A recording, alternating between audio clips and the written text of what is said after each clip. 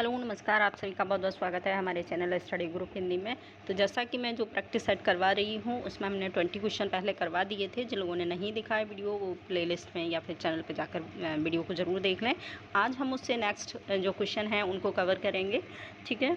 और ये क्वेश्चन आप सभी के लिए बहुत ही इम्पोर्टेंट होने वाले हैं, क्योंकि ये क्वेश्चन हमने जो कलेक्ट किए हैं वो न्यू पैटर्न पेपर के हिसाब से कलेक्ट किए हैं। जो आजकल के न्यू पैटर्न पेपर का जो पैटर्न आता है, न्यू पैटर्न के हिसाब से हमने इनको कलेक्ट किया है। तो वीडियो बहुत ही इम्पोर्टेंट होने वाला है, तो लास्ट तक वीडियो को ज़रूर देखें, क्योंकि क्वेश्चन बहुत ही इम्पोर्टेंट हैं आप सभी के लिए, ठीक है। तो चलिए देखते हैं। आज पहला क्वेश्चन है, रीतकाल को अलंकृत काल किसने कहा है या किसने माना है, ठीक है।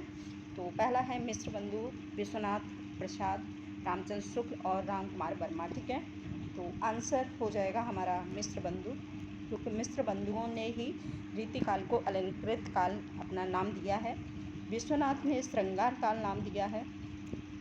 आप सभी देखेंगे कि एक क्वेश्चन में से 4 या 5 क्वेश्चन आपको कवर हो जाएंगे, तो इसलिए वीडियो को अंत तक ज़रूर देखें, ठीक है। श्रृंगार काल, ठीक है। इसके बाद रामचंद्र शुक्ल ने इनको रीतिकाल नाम दिया है, रीतिकाल, या फिर इन्होंने दूसरा नाम दिया है, वो दिया है उत्तर मध्यकाल, ठीक है। ये रामचंद्र शुक्ल के अकॉर्डिंग है, और राम कुमार वर्मा ने जो नाम दिया है वो दिया है चारण काल, ठीक है। इस प्रकार से ये इनका जो इन्होंने काल विभाजन किया है वो अलग अलग नामों से किया है, ठीक है। इसके बाद नेक्स्ट दूसरा प्रश्न है, केशव कही जायका कहिए पंक्ति कौन के रचनाकार कौन है, ठीक है। तो केशव दास हैं, सूरदास हैं, तुलसीदास हैं या फिर रहीमदास हैं। तो आंसर हो जाएगा हमारा तुलसीदास, क्योंकि तुलसीदास ने ही केशव की जो रचनाएं हैं, केशव की जो काव्य कला है उसके लिए इन्होंने कहा है कि जो केशव ने कहा है उस पर कोई दूसरा कमेंट नहीं कर सकता है, उसके बारे में कोई दूसरा कुछ भी उस पर मतलब आलोचना नहीं कर सकता है। तो उनके विषय में, केशव के विषय में इन्होंने कहा है, जो केशव ने कहा है उसके विषय में वो बहुत ही इम्पोर्टेंट है, उसको अटूट है, उसको बदला नहीं जा सकता है, ठीक है। केशव कहे जायका कहिए, ये पंक्ति हैं तुलसीदास की, ठीक है, तुलसीदास की। इसके बाद नेक्स्ट प्रश्न है हमारा, आदिकाल को सिद्ध सामंत काल किसने माना है। तो राहुल साकृत्यायन ने माना है, राहुल साकृत्यायन ने माना है, रामचंद्र शुक्ल ने, राम कुमार वर्मा ने, जॉर्ज ग्रियर्सन ने।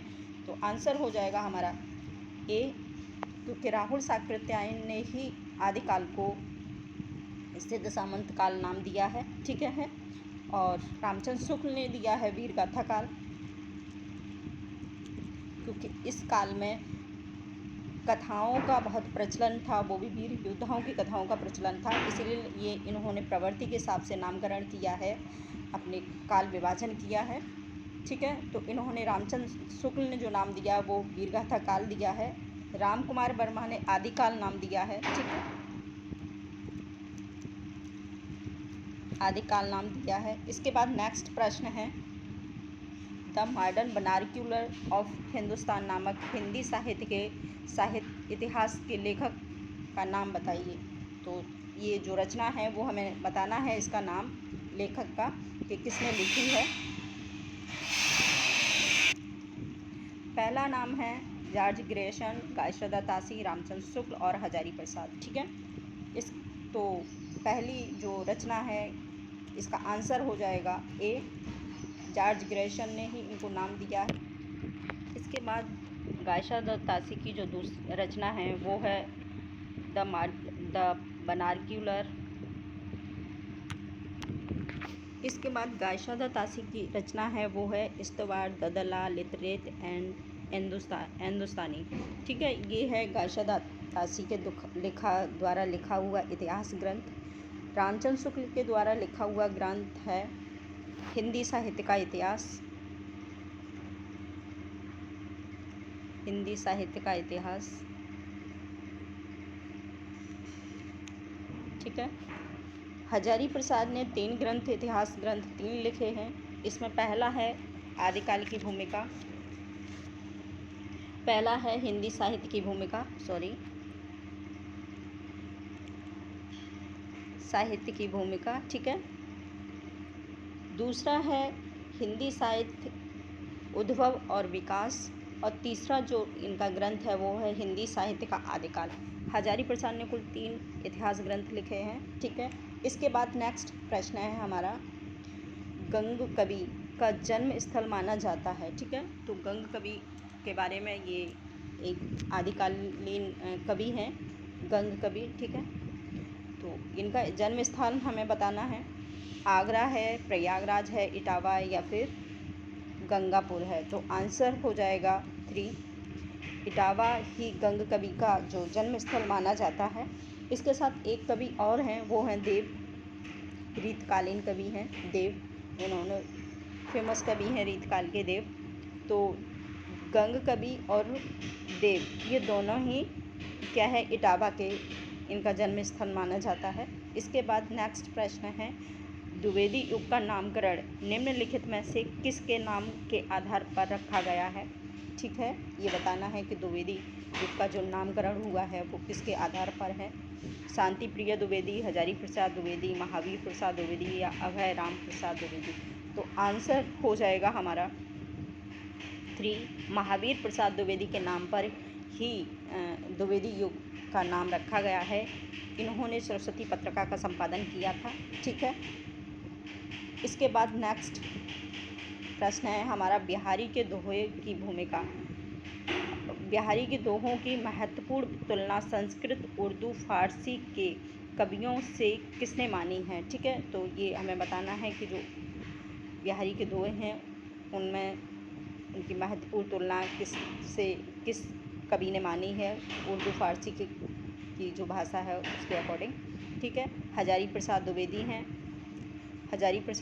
हैं, रामचंद्र शुक्ल हैं, पदम सिंह हैं, महावीर प्रसाद द्विवेदी हैं। तो आंसर हो जाएगा पदम सिंह शर्मा, ठीक है, इन्होंने ही।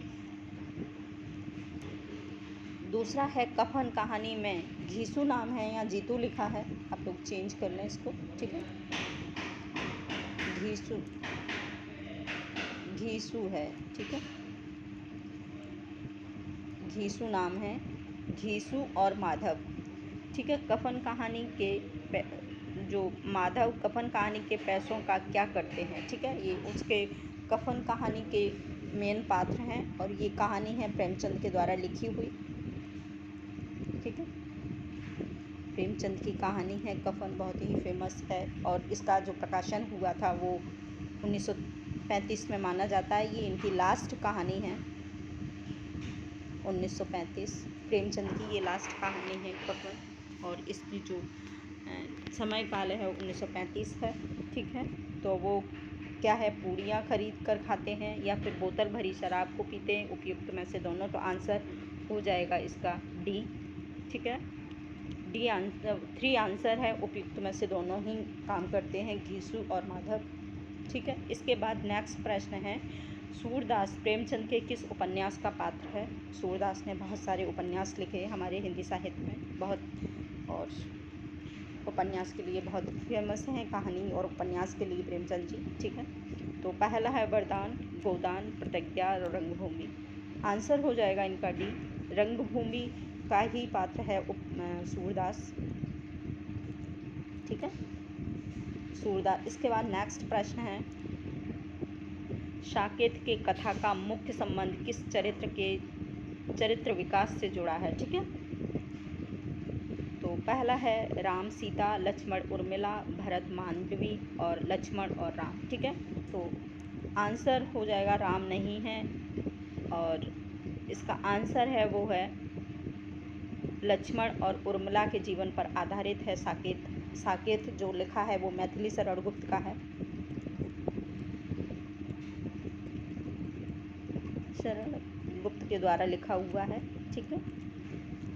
साकेत बहुत ही फेमस इनकी रचना है साकेत। इसके बाद नेक्स्ट प्रश्न है, तुलसी द्वारा शारीरिक पीड़ा से मुक्ति हेतु लिखा गया ग्रंथ माना जाता है, यह कौन सा है।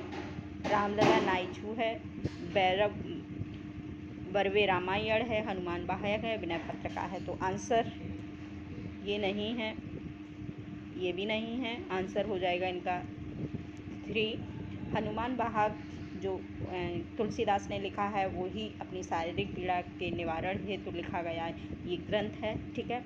विनय पत्रिका एक इनकी बहुत ही फेमस रचना है जिसमें इन्होंने राम की वंदना के विषय में लिखा है। ठीक है, बहुत फेमस है और ये ब्रज भाषा में लिखी हुई है, ब्रज भाषा में है इनकी ये रचना। ठीक है, और बाकी ये सारी रचनाएं इनकी हैं वो अवधी भाषा में लिखी गई है।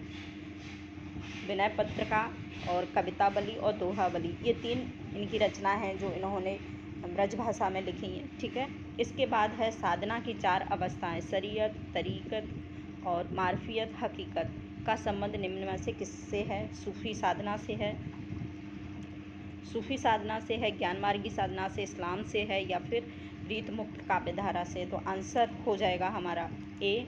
सूफ़ी साधना के ही जो सूफ़ी संत कवि थे उन्होंने सूफ़ी साधना के 4 साधन बताए हैं, 4 अवस्थाएं बताई हैं जो ये हैं। आप इन अवस्थाओं को भी ज़रूर याद रखें, शरीयत, तरीक़त, मार्फियत और हकीकत। ठीक है, ये बहुत ही इम्पोर्टेंट है। इसके बाद नेक्स्ट प्रश्न है निराला की लंबी कविताओं के नाम से कविताओं में कौन सी कविता नहीं है? लंबी कविताओं में हमें बताना है कौन कौन सी इनकी लंबी कविता है और जो नहीं है वो कौन सी है। तो पहली है भिक्षुक है, कुकुरमुत्ता है, सरोज स्मृति है और राम की शक्ति पूजा है। तो आंसर हो जाएगा इनका ए। भिक्षुक इनकी लंबी कविताओं में शामिल नहीं है। बाकी ये 3 रचनाएं हैं, कुकुरमुत्ता है, सरोज स्मृति है, राम की शक्ति पूजा है।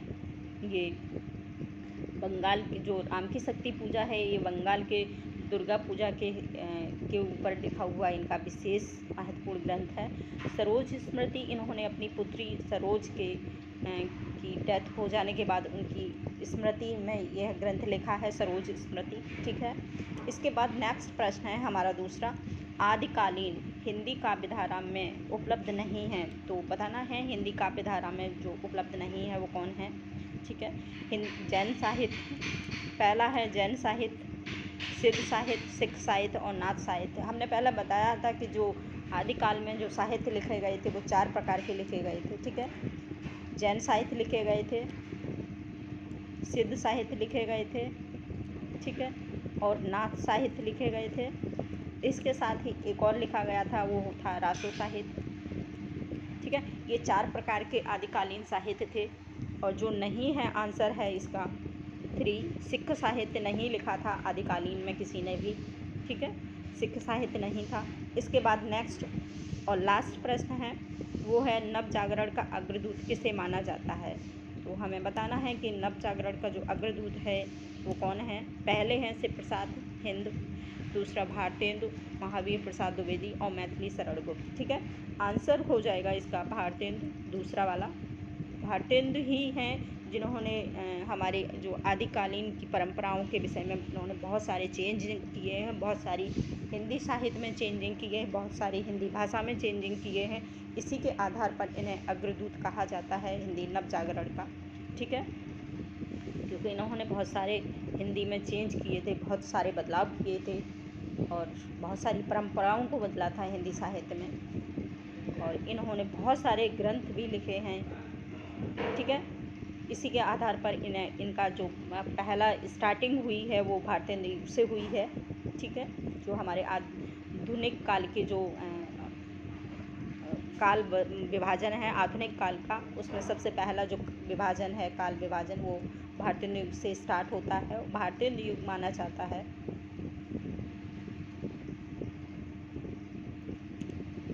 भारतेंदु युग है वो है 1885 से 1850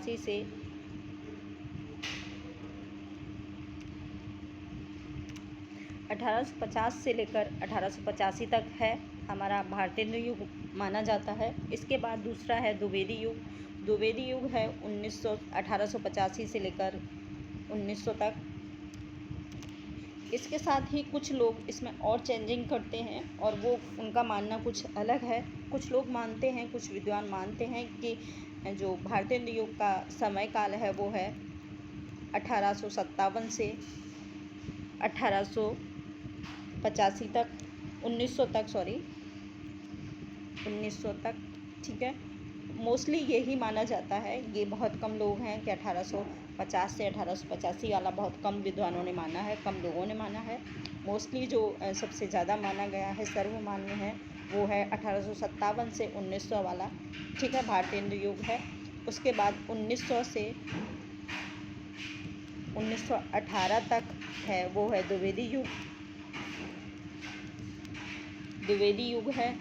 इसके बाद 18 से लेकर 1935 तक,